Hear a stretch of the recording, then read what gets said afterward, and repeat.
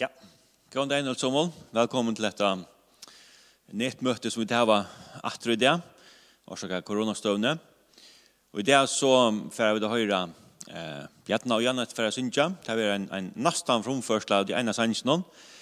Hvis det er vinner vi konstanten så det ser eller hårsangen, men vi får høre den etter i dag. Og vi får høre vittnesbord fra Bjartna og jeg kommer til å ha en enda. Men vi får brev og be sammen. Färg tack för att vi kunde vara efter och i det samma på hända maten. Tack Jesus för det hatten som vi det har fira till att du blev född till Jesus. Tack Jesus för att läsa för in i händerna hem som en bjärgning för oss Jesus. Be om att du börst är vi så lötna som vi kommer ha samman. Be om det ska vara signingar för onkran. Tack för allt Jesus. Amen. Ja. Vi får börja vi höra Bjartna och Janne synja i sväl.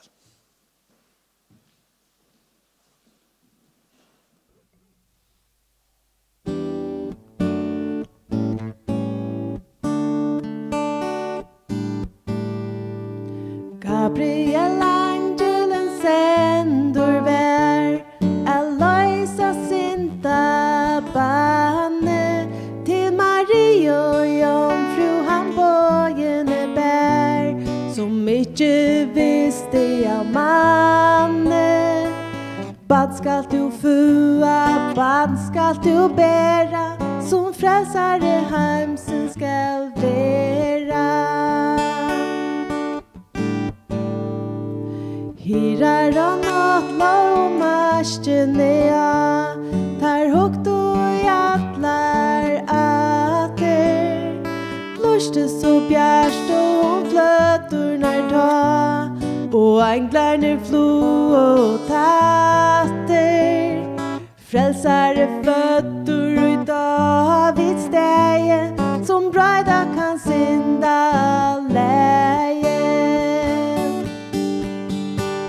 Angel till Josef kom han åt som strödde stå ej mot det mägna till tronjen tägor i fotlar det sått och här du han som till lägna du i badne beint mot det manna vide av heila vonanda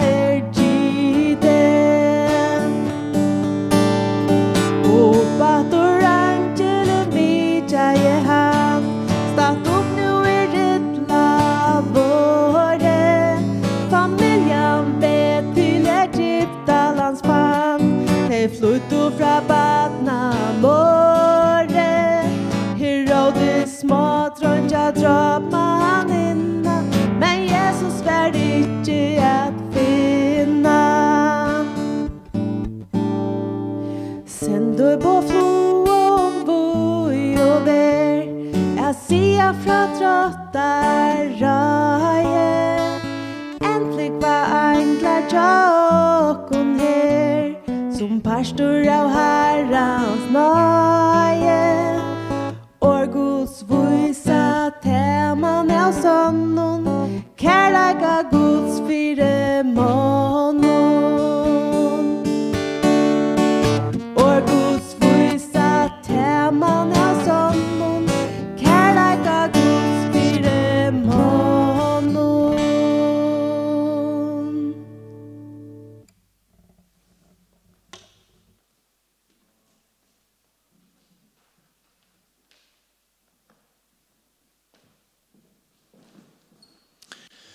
Ja, tusen takk for det, Beie. Til det som ikke videre da, så det en yrsking som jeg kan ha gjort. Jeg vet ikke om når han skriver, når man leier han gått ut i aften om englene, og så har vi Janne gjort et masterlig lære til disse yrskingene. Det er utrolig vakkert. Tusen takk for det, Beie. Ja. Så får jeg høre en vittnesbord fra Bjartna.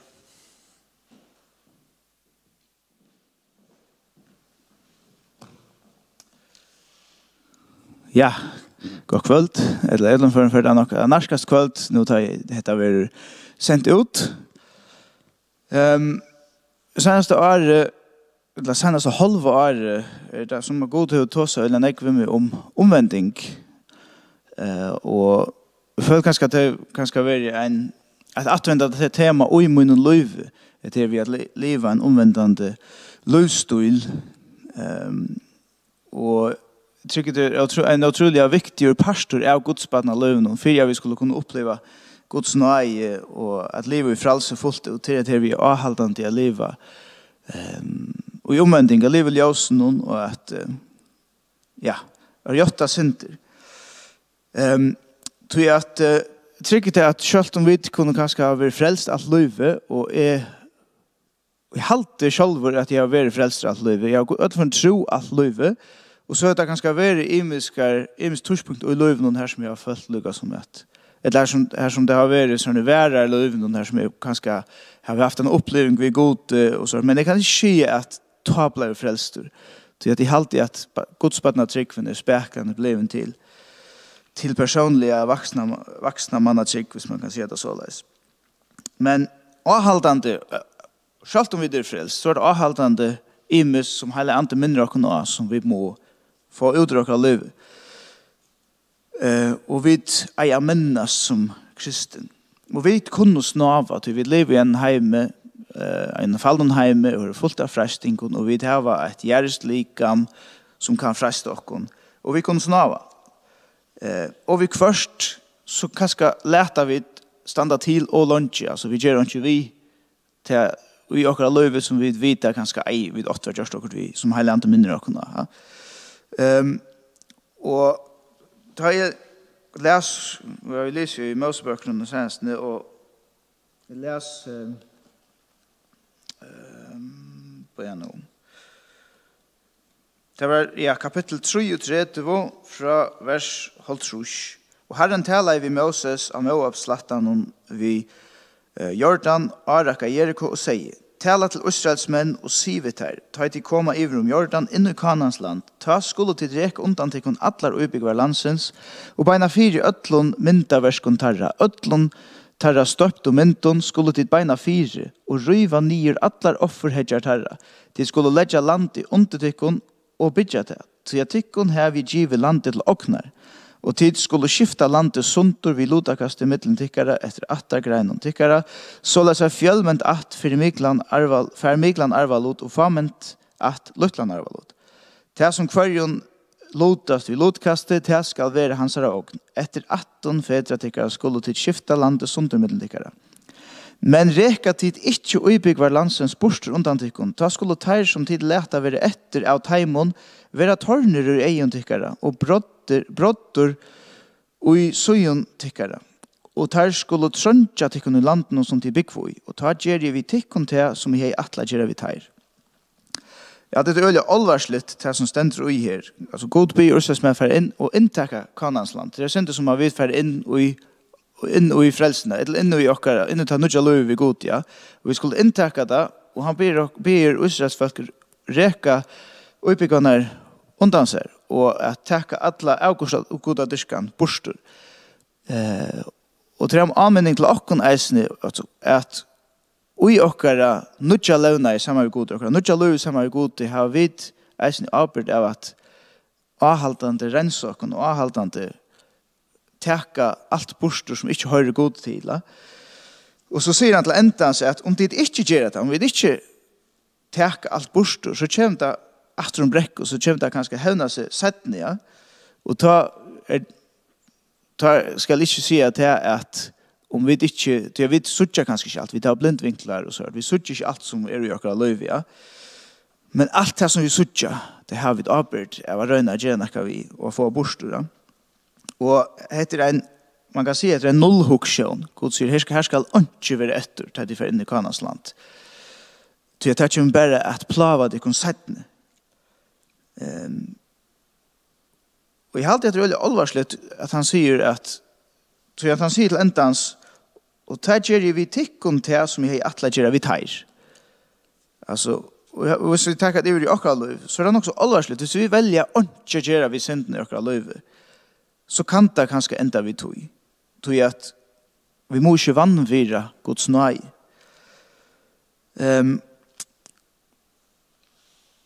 Men tar vi så snava så mest det inte vi det frafallen. Det mest inte att nu vi ikke frelst mer, og at nu vi, nu elskar god og ikke mer. Det er slett ikke det. Det er slett ikke her vi er. Så at hvis vi leser om ta i Jesus 2 av føttene av lærersvennen, det stender i Johannes 13, vers 8. Petter sier vi han, aldri og evne skal du 2 av føttene mine. Jesus svarer gjennom, 2 her ikke har du ikke lot sammen med meg. Simon Petter sier vi han, Herre, ikke bare føttene mine, men eisen i hendene og høtte. Jesus sier vi han, han som 2 av vår, han hever ikke for neien i 2 av seg, utan om føttene. Men han reiner alle som han og tid reiner, men ikke alle.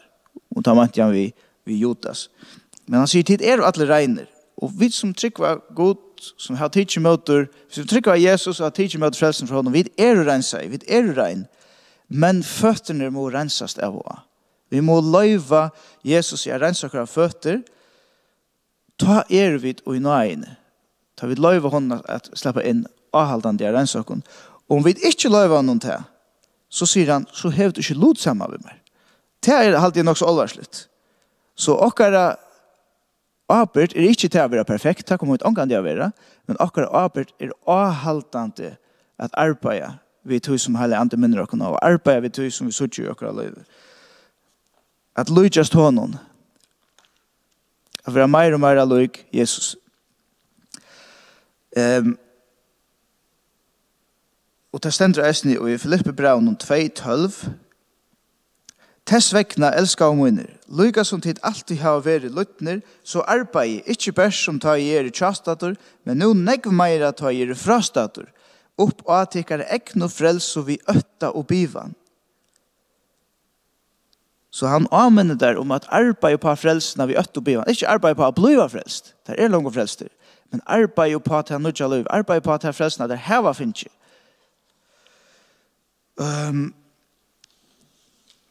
Og så lät dere avhaldande liva og i omvending, lät dere avhaldande gjort dere synder, og lät dere avhaldande ledja til nyer som skal ledjas nyer, som vi sutja at vi må ledja nyer for å kunne liva et sikrande liv. Og gjør det som skal til, flytja fra synd, lukka som Josef gjør det. Vi tycker det ikke for en ta vi ledja til tingene nye, ta vi offra til tingene, og ta vi seta mørsk fire, sånn mørsk fire okra liv. Det faktisk ikke for en tycker vi kunne leva et veriligt fralst liv, leva veri en fralse, og leva i nøyen. Amen.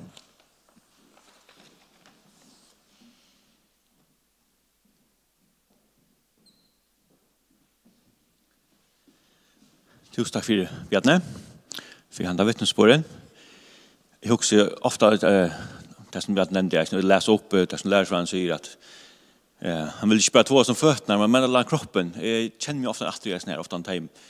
Det er noe det ikke være, så som jeg etla da, så tenker jeg, jeg noen lukket som, nå må en ordentlig høvesranger til, men det det som skal til, skal gjøres, men det er så enkelt å lukke alt, det er bygget om fyrirkjøring. Og det er fantastisk som Bjarne nevnte, at vi kunne leva et sikrande liv. Det ber til. Det ber til til å gode gjørsta møvlet. Eisen i jøknen, der trånge tøyner, så ber det til å leva et sikrande liv. Tusen takk for Bjarne. Vi får Bjarne og Janne Sintja ensangatrætt.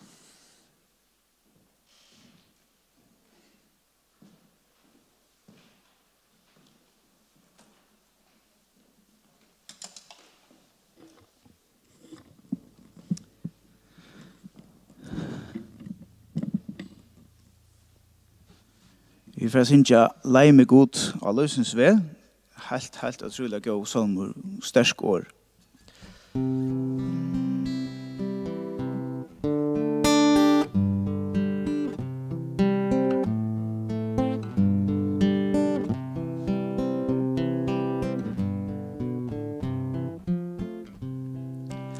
Leime god av løsens ved. Lær meg dorst at elska te av heilon mått, onna granna munnen gå. Fægir veit mer fasta tru, fremsta alid mot virtu, fastan halt med tær og tja, fedlor en mer veren fra. Legg mer vøn og veigan barm, vøn som latter sorg og harm, gongst mer illa, gongst mer vel, takkar songur jöa skell.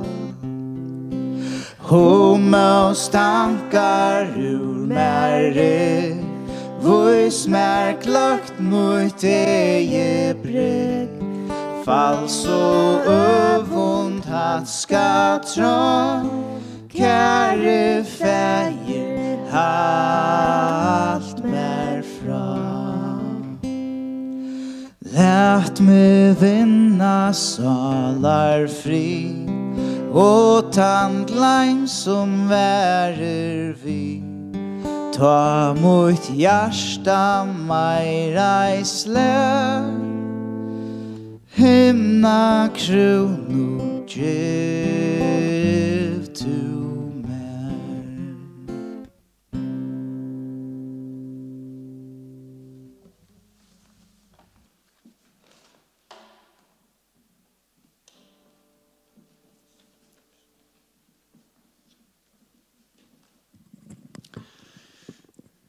Tusen takk for tilbake. En øyla vekkos olmor, og ikke minne vekkos frambor. Ja, vi får enda nå. Og etter nytt år, det faktisk det første nettmøte som vi har i år. Og ikke en sånn som halte jeg bare ikke ene for at jeg har gjort meg rett. Eller ikke ene for at jeg har hatt en nødgjørsløfte, som vi faktisk klarer halte nok så vel. Men det som vi husker, eller det som vi har brukt i ba og bi i var at jeg kunne ha haft akkur som var vi, hvordan for meg, som en nyskrift for det året som byrja. Og dette som kom i tankene om arbeid, det er faktisk byrjan av Salma 23. Og dette er det som jeg innskjer, det er at Herren er hirumoin. Og i ødlån som jeg gjør det, og som er for dette året som kommer. Jeg får lese Salma 23. Det er en salmer av David. Herren er hirumoin, ongan sakne kjenne. Og græska om fløten han lete med litja. Til kvultar og eier han leier med. Han salmuna lukar, for navnsut med beina ratta lei. Genje er dimmun dølun, ikke ilt i øttest. To erst vimmer, tun stavur og tun kjeppur tar uka med. Mer bor to reie for eion av futjundam munnen. Vi smyrstle to salvar mot øvor, bygga mot i iverflyter. Eina gosko naimar fylgja, atla munna lusen steier, og i herrens huset utvöljest, og i enda dessa tøyer. Jeg sier, ja, så spør ni hvordan det er fra genga, men ta i det som kommer å møte oss, og det som kommer å møte mer i jøkken til året som er byrja, så er mot innskje at dette skal være monirskrift, at Herren er hirumoin. Og det er jo på alle måter, så ta i det er gode møte, og det er ringetingene møte, så er dette mot innskje at Herren er hirumoin. Og det er vi har hetta fyrir okkon, at Herren er okkar hyre. Bjarten nevnte at det er vi frelsene, at det er nekka som vi velger, tar vi velger da, og så er det her. Vi tar sånne bruk for å rense okkar føttene, men Herren innskjer vi okkar hyre i ødlån. Men for meg er det øyelig ofte sånn at Herren er hyre innkjømmer, men det er ikke det som er så øyelig framalige. Man kan si at jeg glemmer det. Jeg har det ikke vimmer til å tøyne. Men det er det som det sender til å lese at Herren er hirumoin, så er det til at det er som det er, men det er noe som Jesus innskjer ved for dere. Han innskjer ved dere her. Og i tog ligger at jeg kan gjøre bruk av ødlån tog som Gud har gjøvet til min. Og det er eisen det som jeg også om til, at jeg ringer tog så kan jeg vente meg til Gud. Jeg kan vente meg til folk som jeg kjenner, Og de kunne være vidt at beina meg innatter og kunne greie meg fra at Herren her min, og i ødlom. Og i gavn tog så kan jeg vende meg atter til Gud og si takk for at du er her min, og i ødlom tusen du gjørst. Og henne hatten som vi da var haft i jorden, at Jesus ville lete seg, Gud ville lete sin son for sin inn heimen. Eisen vidt og vidt noen gang kom henda. Det gjør bare for meg at Herren blir en oppfattet større hyre og gjør noen alt. Koronaen gjør at vi skulle holde denne frastå. Og det kan man si, bant av motsatt av det som Jesus innskjer.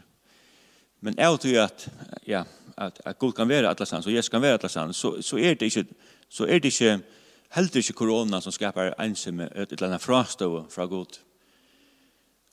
Det tror jeg være oftast som skapar henne, eller vi som skapar henne. Gud innskjer være nær alltid. Og du kan oppleva Jesus nær. Og han sier at tilmelder fra landsens myndleikon. Og vi kan kjenne Jesu kærleik. Og det olja å kunne leva sammen med Gud fantastisk å kunne kjenne Gud nær. Men så det ikke kunne samla som her bant i en samkom og et eller annet. Sammanbys under vindfølelse på samme måte. Det olja kjeiligt. Men Herren hyren tjokken. Og han vil det alltid være. Så min bøn at for meg kan hetta være det som alltid for framan, at Herren hyrer min, men eisne for det. At du kan svita at Herren hyrer tøyn. Oansett omstøver, oansett tøyna støver og hva det Vi får bia. Jesus, takk for at vi kunne lese deg, Jesus, og vi kunne vite det at du innskjer være okker her. Takk, Jesus, for at du innskjer at være og stålakken, og det som du beste som du vet, det sørste vi kunne etla så du som vi gjør. Og takk, Jesus, at det som du innskjer for dette året 2022. Vi ber om feir at vi kunne, at det kan være så snill at vi kjøtt kunne samles etter, at koronaen kan bli borster, og vi kunne være sammen og lytte til en annen opp sammen. Jesus, takk for at vi kunne være ute og be for timen som struer seg til nettar, som skjøtterhalde, eller må kunne kjenne seg fra støvene, årsaker av til støvet som Be om Jesus at vi alltid kunne kjenne til nær Jesus, at unga til fra støvet fra til Jesus. Til takk for timen som sjuk, Jesus, som her var imenska bærer på, og imenska frublager i sunne lika med Jesus, ikke bry om at du styr til timen, du timen nær Jesus. Jesus, takk for at vi har et lyfte og så vissen om Jesus at du okker her og okker her. For jeg testet for jeg kunne bia for Marna og for Barbara og Erik og Brandur som og trobår Jesus i Rosa. Jesus, takk for det at kveld kunne særlig bia for Marna og tunne med hans lika mot det på som han og sånn lika med Jesus, takk for til neste vi han og han kan være fryra sånn på innom. Takk Jesus for at du tar det fantastiske arbeid som det gjør i til at undervisa unge mennesker, ubygga deg Jesus til å kunne fære ut Jesus og være videre at skapa lærersvenner Jesus. Jesus, takk for at du har snart vi Barbara og vi Salbjørn og vi Resjavik Jesus, vi tar arbeid og Ørsne Jesus, og testen de vilja og testen de brenner for Jesus at folk kunne komme inn her Jesus og kunne slippe høyre om det. Takk Jesus for at du vi i snåren som vilja feir. Feir var, du som til himmelen. Heil at vi navnet ut, kommer du ikke ut. Vi vilje tøyn, som i himmelen, så gjør. Gjør åkne det akkurat daglige brei, og fyrir åkne syndrakkara, så som det eisne fyrir taimon, møte åkne synda. Lei åkne ikke frestingar, men frels åkne fra tidla, til tøyte rujtje, valdi av heiren, og mandlar over. Amen. Ja, tusen takk for det. Tusen takk for til Bjartna og Jannet. Og til brødrene Tausen for det tekniske at det blir til. Og det som fantastisk i internetten er at det sånn som man kan finne lust etter. Og vet nå om man løter klokken 6 så størmøten til hjemmemisjonen i Skrånne. men det är så nekka finna här, så det är bara leita. Tusen takk for det, Samuel.